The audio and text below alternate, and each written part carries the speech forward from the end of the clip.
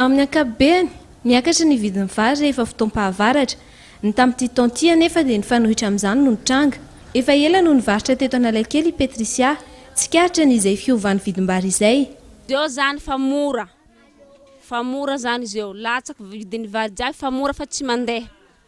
Avy any Marivoay sy Bealanana ny vary gasy avarotreto, fa maro ihany koa ny vary afarana toy ny vary Pakistan. Vidin'ny Pakistan 10,000 mahazo, le vary gasy misy 5,000 misy 2,000 fa tsy mandeha tsena maty. Le kapoakan'ny vary 5,700 fa tsy mandeha, le vary gasy 700 fa tsy mandeha. Rehefa misy ny fiakaran'ny vidim-bary, efa misy ny fepetra manokana raisin'ny Madame Lala, tompon'ny hotely iray eto Ampasika.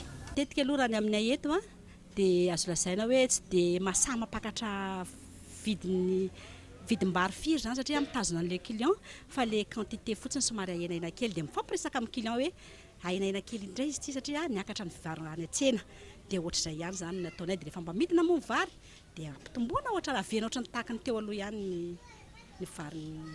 Misy fiantraikany aty amin'ny mpanao hotely matetika ny fiovaovan'ny vidim-bary.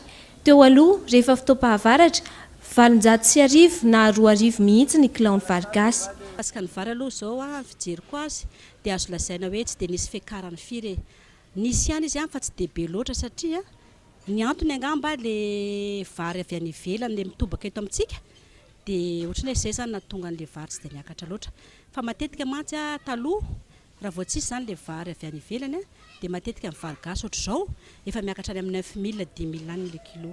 Na eo aza ny fahamoran'ny vary, ny tsy fisian'ny mpividy no olana voalohany sedran'ireo mpivarotra.